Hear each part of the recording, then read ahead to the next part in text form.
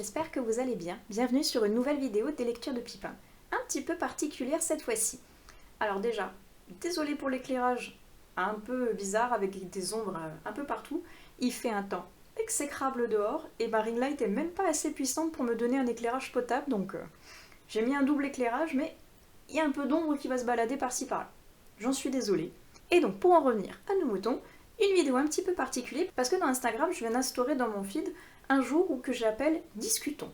Discutons de tout, de rien, de livres, bref, quelque chose de feel good, quelque chose de sympa pour échanger entre vous et moi sans prise de tête sur des sujets divers et variés. Et je me suis dit que ça pourrait être sympa de dupliquer, on va dire, ce concept entre Instagram et de le recréer en version YouTube, donc en contenu vidéo. Quitte à jongler entre les deux en faisant une FAQ par exemple sur Instagram d'un sujet sur lequel vous voudriez qu'on discute et de le rebasculer ensuite sur YouTube pour qu'on puisse converser tous ensemble. Donc je me suis dit pourquoi pas faire ça. Et à peu près en même temps que je me suis dit je vais instaurer ce concept, j'ai vu Kimi de la chaîne Kimi Collection, qui est une youtubeuse que j'adore, qui parlait de la folie des livres en collector. Je me suis dit c'est un sujet très très intéressant parce que moi-même j'en ai acheté. Et petit à petit, j'ai vu popper par-ci par-là à peu près les mêmes sujets, ou sur la surconsommation de livres, ou sur les maisons d'édition qui font des éditions collector comme ça, ou pour Noël, ou pour un événement particulier. Et je me suis dit que pourquoi pas, entre guillemets, me réapproprier ce sujet en le mettant avec divers arguments à ma manière. Donc, merci Kimi déjà pour cette idée. Je vous mettrai le lien de sa vidéo dans la barre d'infos, comme ça, si ça vous intéresse, vous pourrez aller voir ce qu'elle pense de tout ce qu'elle pense de ce concept des éditions collector. Et voici donc ma version, parce que j'ai envie de dire, un peu comme tout le monde, je suis un être un petit peu faible quand il s'agit de jolies choses, et notamment de livres. Je pense que ça se voit derrière moi, j'en ai pas mal des livres, et ça se voit également derrière ma tête par ici que les collectors, j'aime bien ça également. Pourquoi ? Parce que c'est joli. Déjà, il faut bien l'avouer que le travail éditorial qu'il y a derrière est vraiment magnifique suivant les maisons d'édition et suivant ce qu'ils proposent. Je prends pour exemple la maison de Saxus qui, je pense, illustre parfaitement le concept de tout ce qui est édition collector qui fait vraiment envie au lecteur. Parce que c'est quelque chose de très joli. Je vais vous montrer par exemple l'édition collector de l'Empire du Vampire de Jake Christophe que j'ai acheté et que j'ai eu un mal fou à me procurer. Mais on va en revenir dans quelques instants. Parlons d'abord de tout ce qui est concept de l'objet livre. Alors, de Saxus, vous voyez, ils ont quelque chose de très très joli comme ça, de très détaillé, en version Dust Jacket. C'est-à-dire une couverture qui va venir protéger votre livre de la poussière en l'occurrence, d'où son nom. Et en général, l'intérieur des Dust Jackets est agrémenté soit d'une carte, soit ici de la version de la jaquette alternative qui avait que pour la version brochée, parce que les versions collector sont en général des versions reliées, donc hardback. Ici, donc, c'est la version brochée, sinon on peut avoir des cartes ou une couverture donc alternative, il peut y avoir, je sais pas, un fond, des illustrations, bref, tout ce qui est disponible dans l'imaginaire des maisons d'édition. Et sous cette fameuse Dust Jacket, il y a la révélation de vraiment l'objet livre à l'état pur de sa magnificence, parce que je vous ai pris ce collector là, c'est pour une bonne raison, c'est parce qu'il illustre vraiment parfaitement les propos, je trouve, de ce qu'est un collector magnifique. Parce qu'ici, vous voyez, tout est en couverture tissée, noire avec des reflets dorés, avec un dos absolument somptueux, l'arrière, pareil, un quatrième de couverture, et parfois on peut même avoir un jaspage ici au niveau des pages. Ici il n'y en a pas, et je ne crois pas en avoir dans ma collection avec un jaspage, ce qui est fort dommage parce que je trouve ça très joli, bien que entre guillemets parfois un petit peu inutile, c'est vraiment juste pour le paraître de l'objet, pour qu'il soit encore plus beau, mais ça n'améliore en aucun cas le confort de la lecture, c'est vraiment purement visuel, quoi. Et donc, quand on ouvre ici, on peut avoir une double page ici, c'est une carte en couleur. Il peut y avoir des illustrations, il peut y avoir tout un tas de choses en fonction de ce que la maison d'édition a décidé. Et après, on en revient pareil à une version collector très jolie, ici fournie avec des illustrations en plein milieu. Et ça, hop, je vais le mettre sur le côté. Et ça, bah donc, en fonction de la maison d'édition, il peut y avoir plein de choses. Derrière ma tête, vous pouvez voir ici, hop, 3 autres de Saxus. J'ai ici le coffret de la passe miroir qui est également absolument merveilleux. Et ça, après, chaque maison d'édition va venir rajouter un petit bonus, un petit grain de sel, un marque-page, un jaspage, de l'embossage, des vernis sélectifs, bref. Tout ce qu'ils font dans leur imagination pour rendre un objet livre beau, attrayant, et justement inciter le lecteur à venir dépenser les sous chez eux pour pouvoir l'acheter. Le souci avec ça, parce qu'il y a un souci, hormis le fait que c'est très beau, donc les gens ont envie de l'acheter, les gens ont envie qu'il trône dans la bibliothèque tellement il est magnifique, pour tous les goûts, que ce soit adulte, maintenant young adulte, jeunesse, il peut même y avoir maintenant des mangas ou des BD en version collector. Toutes les maisons d'édition s'y mettent, jouent le jeu et proposent diverses éditions collector au sein de leur catalogue. C'est très bien, c'est une bonne idée, même s'il y a, en partant d'une bonne intention, beaucoup de soucis avec ce petit projet. Soucis déjà, on va dire, d'ordre financier, parce que vous vous doutez bien qu'un livre de ce style-là, eh bien, ça coûte pas 10 € malheureusement, ça coûte assez cher, c'est aux alentours de au moins 25 €, voire plus si c'est un coffret carrément comme la passe miroir qui est derrière moi, qui était aux alentours de 50 € ou 60, je ne sais plus exactement. Mais donc ça a un certain coût. Coût que tout le monde ne peut pas spécialement se permettre, parce qu'un livre ça coûte cher, et surtout point de vue timing avec les maisons d'édition qui en sortent mais à foison. Je reprends l'exemple de la maison d'édition de Saxus, qui sont vraiment les rois là-dedans, qui arrivent à sortir en un mois, avec en excuse entre guillemets un souci d'impression qui les a retardés dans les parutions. Ils arrivent à sortir 4, 5, 6, 7 éditions collector en un mois. Et à 25 € l'édition collector, eh ben, autant vous dire que la note à la fin du mois, elle est assez salée si on les veut tous.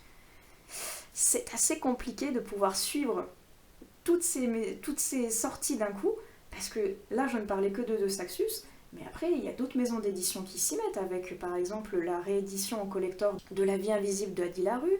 Il y a, je sais pas, les Akotar qui sortent en version reliée aussi également, qui sont très jolies. Je parlais tout à l'heure des BD, je pense notamment à Senseiya, la BD qui vient de sortir en version dite classique et collector, avec des planches en plus, avec une lithographie en plus, et bref, plein d'options qui arrivent en plus, et qui poussent le lecteur à vouloir acheter toujours plus. Et on rentre dans le cercle vicieux de la surconsommation, parce que si on les veut tous, eh bien, il faut tous les acheter, et il faut un peu se ruiner aussi malheureusement. Et moi personnellement, mon compte en banque n'étant pas illimité, c'est pas possible, je peux pas suivre, il faut faire des choix, et ce sera la prochaine partie de cette vidéo, les choix qui sont venus vraiment cruciaux, parce que sinon, on n'y arrive plus en fait. Un autre souci qu'on peut retrouver également au sein de cette surconsommation, c'est que le fait qu'il y ait toutes ces sorties d'un coup qui sont magnifiques, on a envie de toutes les avoir, et le problème c'est qu'en général ce sont des éditions collector, et dans le no collector il y a quelque chose d'un petit peu rarissime, quelque chose qui fait que ça va être une édition limitée dans le temps, que potentiellement si on ne l'achète pas tout de suite, on ne le retrouvera plus jamais après. Ou alors à des prix totalement exorbitants et impossibles à atteindre, parce que honnêtement j'ai vu des choses, genre la saga, une fois de plus chez de Saxus, de la Cité de Laiton. Le premier tome est parti à une vitesse incroyable, j'ai même pas eu le temps de me dire je vais regarder le résumé, voir si ça a l'air bien ou non. Non, j'ai même pas eu le temps, que toutes les éditions collector étaient déjà en épuisées. Je me suis dit bon tant pis, c'est pas grave, j'attendrai, je me l'achèterai en occasion, c'est pas un souci. Non, ce n'est pas possible en occasion, parce que 25 € c'est cher, mais on va dire c'est abordable par rapport à 800 € en version Vinted. À quelle heure c'est logique de mettre en vente un livre à 800 € quand on l'a payé 25 ? C'est aberrant. Aberrant de mettre 800 € dans un livre comme ça. Enfin, c'est vraiment mon avis personnel, hein. Après, chacun fait ce qu'il veut. Si vous avez 800 € que vous pouvez mettre dans ce livre, mais grand bien vous fasse, faites-vous plaisir. L'argent, il est fait pour ça, il est fait pour se faire plaisir, mais il est également fait pour payer le crédit de ma maison, pour payer les factures, pour payer les courses. Et donc 800 euros, je suis désolée, mais si je les ai, c'est pas pour les mettre dans un seul et unique livre. Donc là on vient le souci, c'est que comme ces éditions sont limitées, les gens vont se ruer dessus en se disant si je l'achète pas maintenant à 25 euros à un prix décent, derrière les gens ils vont le mettre en rupture de stock très rapidement et je pourrai jamais me le repayer parce que 800 euros ou 600 ou même, je l'ai même déjà vu à 1300 euros, on se dit mais c'est impossible de payer un SMIC presque pour un livre. Les gens sont fous. Donc, on arrive dans ce cercle vicieux où on se dit bon, je n'ai peut-être pas besoin, je vais peut-être pas le lire tout de suite, voire peut-être même pas le lire du tout, mais il est beau, il me fait plaisir, donc je vais l'acheter pour éviter de tomber en rupture de stock et ne plus pouvoir me le procurer. Et on finit, c'est un petit peu mon cas, mais on finit des fois avec une bibliothèque remplie et plein de livres qu'on n'a jamais lus. C'est malheureux, mais c'est comme ça parce qu'on se dit si je l'achète pas maintenant, je pourrai jamais l'avoir en version jolie comme ça, qui pourrait être belle dans ma bibliothèque. Et je trouve ça assez triste et malheureux que les maisons d'édition ne jouent pas le jeu auprès aussi du lecteur. Qu'elles fassent une version collector, d'accord, mais une version collector de manière, on va dire, abordable point de vue nombre d'exemplaires disponibles. Parce que c'est un petit peu ridicule en mode, je sais pas, il y a, on va dire, 3000 followers sûrs et certains qui sont fans de cette maison d'édition et du titre qui va sortir, et la maison d'édition se dit, on a 3000 followers, ok, on va faire 200 exemplaires. Mais non, c'est complètement ridicule. Évidemment que les 200 exemplaires vont partir en 3 secondes. Ça n'a pas de sens. Donc il faudrait qu'ils jouent un petit peu le jeu aussi en mode faire un nombre d'exemplaires plus large ou je ne sais pas, refaire des rééditions après pour éviter justement que les gens après se ruent dessus. Des fois il y en a même qui les achètent par 4 ou 5 pour après les revendre une fortune. C'est aberrant.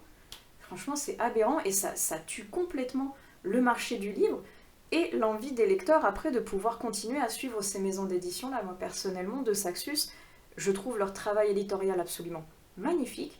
Ils ont des titres très intéressants, mais honnêtement, point de vue sortie, je ne peux pas les suivre.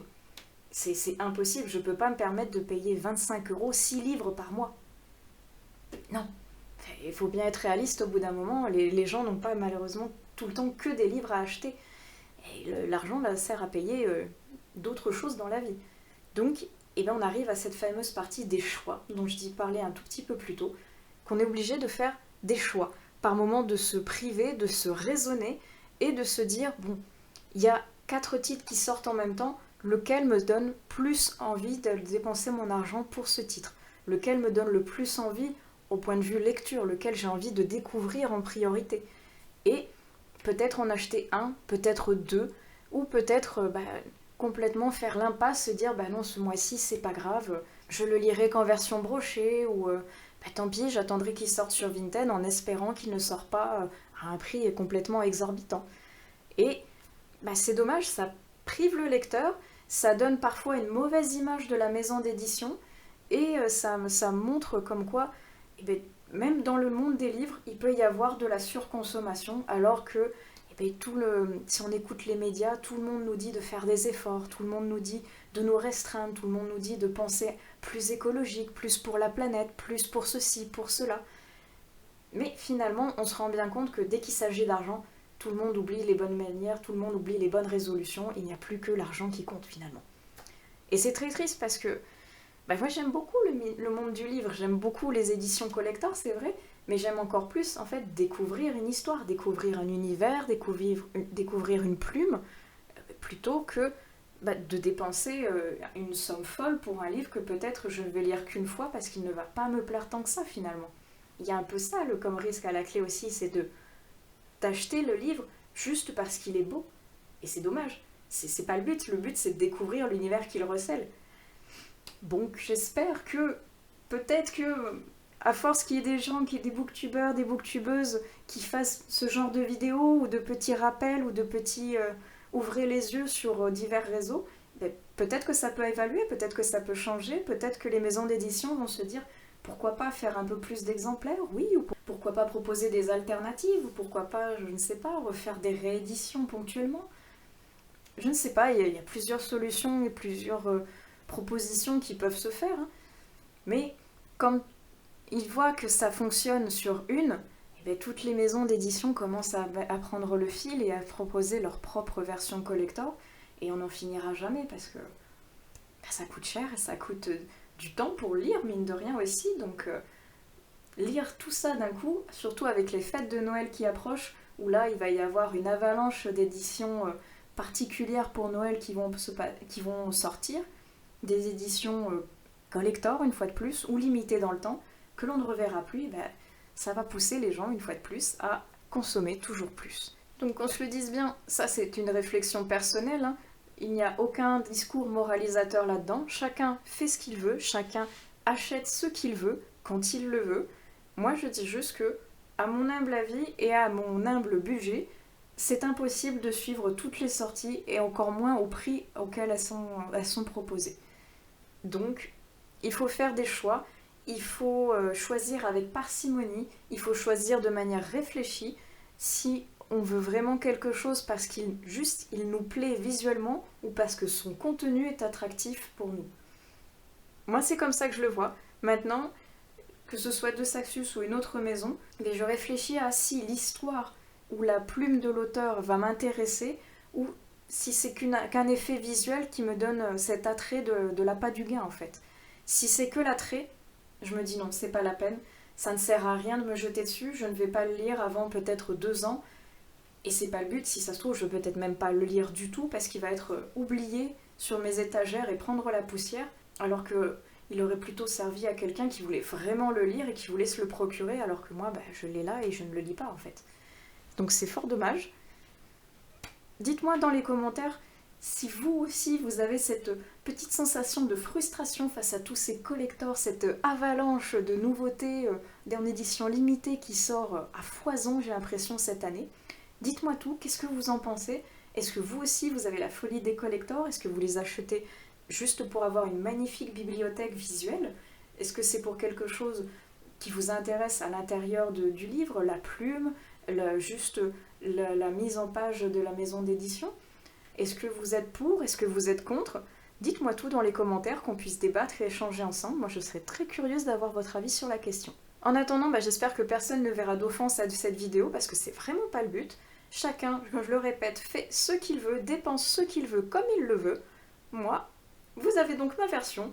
Je dépense à présent pour une jolie bibliothèque, oui, mais une bibliothèque que j'ai envie de lire. Si le titre me convient d'aspect juste visuel, je ne l'achèterai pas en version collector, mais peut-être qu'en version brochée, voire même poche quand il sortira plus tard, dans une version encore plus abordable de manière budgétaire. Donc bref, je remercie Kimi de m'avoir soufflé l'idée, mine de rien, grâce à sa vidéo, même si c'est vrai que j'y pensais depuis un bout de temps en voyant toutes ces sorties qui me faisaient tellement envie et j'étais tellement frustrée que je ne pouvais pas toutes me les acheter parce que il faut bien être réaliste que quand on a un crédit à payer, c'est quand même mieux de le payer plutôt que de rester dans la rue et d'avoir un livre à lire dehors, voilà, tout bêtement. Donc bref, merci à la vidéo de Kimi qui m'a inspiré celle-ci. N'hésitez pas à aller la voir, je vous la mets comme je vous ai dit en début de vidéo dans la barre d'infos. En attendant, moi je vais vous laisser ici, j'espère que cette vidéo vous aura plu, vous aura fait réfléchir, vous aura fait réagir, quand on discute tous ensemble de ces fameux collectors et de la folie qu'il y a tout autour. En attendant, je vous souhaite d'excellentes lectures. Je vous laisse ici et je vous dis à plus tard sur une autre vidéo des lectures de Pipin. Allez, ciao!